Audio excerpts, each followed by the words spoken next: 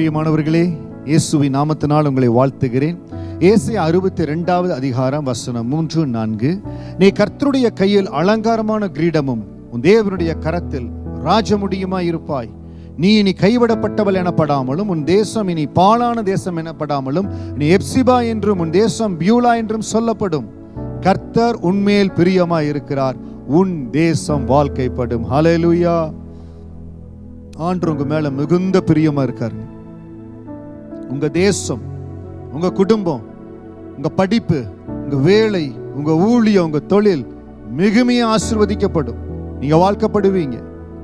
ஆண்டவருடைய கரத்தில் இருக்கிறீங்க. நீங்க உலகத்தின் கரத்தில் இல்லை, ஏதோ மனுஷங்களுடைய கரத்தில் இல்லை, நீங்க ஆண்டவருடைய கரத்தில் இருக்கிறீங்க. தேவனுடைய கரத்தில் இருக்கிற ஒரு மகன் ஒரு மகள் எதற்கும் பயப்பட வேண்டியதில்லை. கர்த்தருடைய கையில் அலங்காரமான கிரீடமும் உன் தேவனுடைய கரத்தில் ராஜமுடியுமா இருப்பாய். எப்பொழுதும் அப்பா கரத்தில் இருக்கிறேன், அவர் தன்னுடைய கரத்தில் வைத்து இருக்கிறார், அவருடைய கரத்தில் என்னை பொறித்து வைத்து இருக்கிறார். நீங்க சாதாரணமானவங்க அல்ல. கர்த்தர் ஏதோ காரியத்துக்காக இந்த உலகத்துக்கு உங்களை கொண்டு வரல. உங்க மேல ஒரு மகிமையான திட்டத்தை, ஒரு மகிமையான தேவ ரகசியத்தை ஆண்டவர் உங்க வாழ்க்கையில வைத்திருக்காருங்க. இந்த வார்த்தையை கேட்டுக்கொண்டிருக்க அன்பான சகோதரனே சகோதரியே, உங்களுக்குள்ள ஒரு பெரிய தேவ ரகசியம் அடங்கி இருக்குது. நீங்க கர்த்தருடைய கரத்துல அலங்காரமான கிரீடம், தேவனுடைய கரத்துல ராஜ முடியுமா இருக்கிறீங்க. என்னைய கைவிட்டுட்டாங்க, என்னை ஏமாத்திட்டாங்க, என் வாழ்க்கை அவ்வளவுதான், இனிமேல் ஒண்ணுமே இல்லை. நீ கைவிடப்பட்டவள் எனப்படாமலும் உன் தேசம் இனி பாழான தேசம் எனப்படாமலும் நீ எப்சிபா என்றும் உன் தேசம் பியூலா என்று சொல்லப்படும்.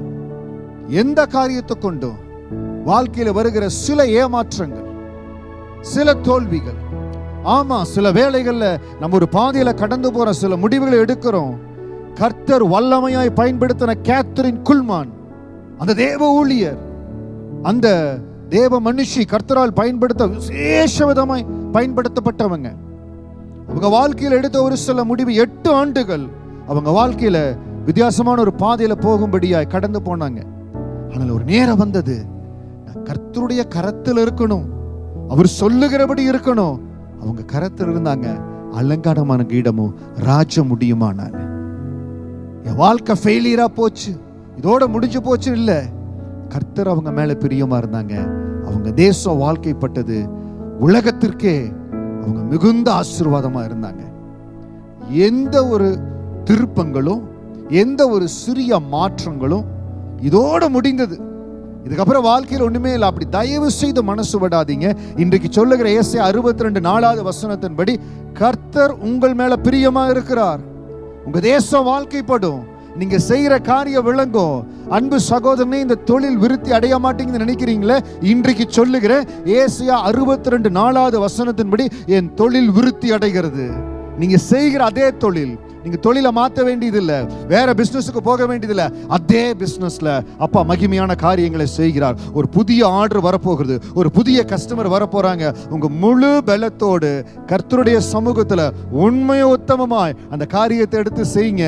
ஏசாயா 62 வசனத்தின்படி கர்த்தர் உண்மையில் பிரியமாய் இருக்கிறார். உங்க தேசம் வாழ்க்கைப்படும், உங்க பிசினஸ் கட்டப்படும். நீங்க எதிர்பார்த்திருக்கிற வருமானத்துக்கு மேல ஆண்டவர் கொடுப்பார். உங்க லோன் எல்லாம் அடைக்கும்படியா தேவன் கிருபை கொடுப்பார். திரும்ப உங்களை அதே இடத்துல கட்டி எழுப்புவாருங்க. எந்த இடத்துல நீங்க குறைஞ்சு போக மாட்டீங்க.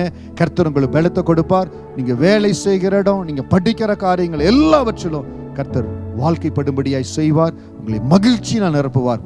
சந்தோஷமா இருப்பீங்க. ஆண்டவரை துதிங்க, கர்த்தருக்கு மகிமையை செலுத்துங்க. God bless you.